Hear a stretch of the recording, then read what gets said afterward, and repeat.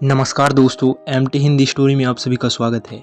आज हम जयशंकर प्रसाद की कहानी बेड़ी सुनेंगे।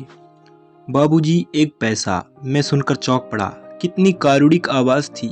देखा तो एक 9-10 बरस का लड़का अंधे की लाठी पकड़े खड़ा था। मैंने कहा, सूरदास, यह तुमको कहाँ से मिल गया? अंधे को अंधा न कहकर सूरदास के नाम से पुकारने की चाल मुझे भली लगी। इस संबोधन में उस दीन के अभाव की ओर सहानुभूति और सम्मान की भावना थी, व्यंग ना था। उसने कहा, बाबूजी, यह मेरा लड़का है, मुझ अंधे की लाठी है। इसके रहने से पेट भर खाने को मांग सकता हूँ और दबने कुचलने से भी बच जाता हूँ। मैंने उसे इकन्नी दी। बालक ने उत्साह से कहा, आहा, इकन्नी। बुढ़े ने कहा, दाता जुग जुग जियो। मैं आगे बढ़ा और सोचता जाता था, इतने कष्ट से जो जीवन बिता रहा है, उसके विचार में भी जीवन ही सबसे अमूल्य वस्तु है। हे भगवान, दीनानाथ, करी क्यों देरी? दशाश्व मेघ की ओर जाते हुए मेरे कानों में एक प्रौढ़ स्वर सुनाई पड़ा। उसमें सच्ची विनय थी, वही जो तुलसीदास की विनय पत्रिका में ओतप्रोत होती है। वही आकुलता, सानिध्य की पुकार, प्रबल प्रहार से व्यथित की कराह, मोटर की धम्ब भरी भीषण भो भो में विलीन होकर भी वायुमंडल में तिरने लगी। मैं अवाक होकर देखने लगा। वही बुढ़ा, किंतु आज अकेला था। मैंने उसे कुछ देते हुए पूछा, क्यों जी, आज वह तुम्हारा लड़का कहाँ है?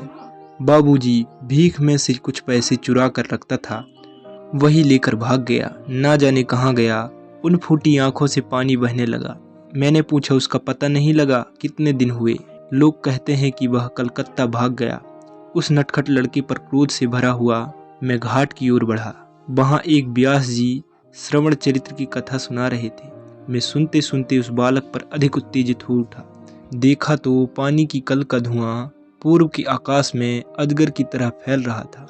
कई महीने बीतने पर चौक में वही बुढ़ा दिखाई पड़ा। उसकी लाठी पकड़े वही लड़का अकड़ा हुआ खड़ा था। मैंने क्रोध से पूछा, क्यों बे, तू अंधे पिता को छोड़कर कहाँ भागा था? वह मुस्कुराते हुए बोला, बाबूजी, नौकरी खोजने गया था। मेरा क्रोध उसकी कर्तव्य बुद्धि से शांत हुआ। मैंने उसे कुछ देते हुए कहा, लड़के, तेरी यही नौकरी है, तू अपने बाप को छोड़कर ना भागा कर। बुढ़ा बोल उठा, बाबूजी, अब यह नहीं भाग सकेगा, इसके पैरों में बेड़ी डाल दी गई है। मैंने घृणा और आश्चर्य से देखा। सचमुच उसके पैर में बेड़ी थी। बालक बहुत धीरे धीरे चल रहा था। मैंने मन ही मन कहा, हे भगवान, भीख मंगवाने के लिए बाप अपने बेटे के पैर में बेड़ी भी डाल सकता है। और वह नटखट फिर भी मुस्कुराता था। संसार तेरी जय हो। मैं आगे बढ़ गया। मैं एक सज्जन की प्रतीक्षा में खड़ा था। आज नाव पर घूमने का उनसे निश्चय हो चुका था। गाड़ी मोटर तांगे टकराते टकराते भागे जा रहे थे, सब जैसे व्याकुल। मैं दार्शनिक की तरह उसकी चंचलता की आलोचना कर रहा था। सिरस के वृक्ष की आड़ में फिर वही कंठस्वर सुनाई पड़ा। बुढ़े ने कहा, बेटा, 3 दिन और न ले पैसे। मैंने रामदास से कहा है, 7 आने में तेरा कुर्ता बन जाएगा। अब ठंड पड़ने लगी है। उसने ठिठुरते हुए कहा, नहीं, आज मुझे 2 पैसे दो, मैं कचालू खाऊंगा। वह देखो, उस पटरी पर बिक रहा है। बालक के मुंह और आंख में पानी भरा था। दुर्भाग्य से बुढ़े उसे पैसे नहीं दे सकता था। वह न देने के लिए हट करता ही रहता, परंतु बालक की ही विजय हुई। वह पैसा लेकर सड़क की उस पटरी पर चला। उसके बेड़ी से जकड़े हुए पैर पैतरा काट कर चल रहे थे, जैसे युद्ध विजय के लिए।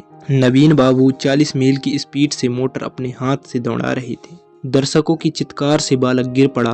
भीड़ दौड़ी और यह बुढ़ा विकल हो रोने लगा, अंधा किधर जाए। एक ने कहा, चोट अधिक नहीं।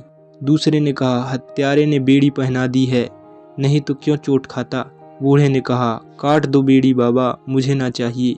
और मैंने हतबुद्धि होकर देखा कि बालक के प्राण पखेरे अपनी बेड़ी काट चुके थे।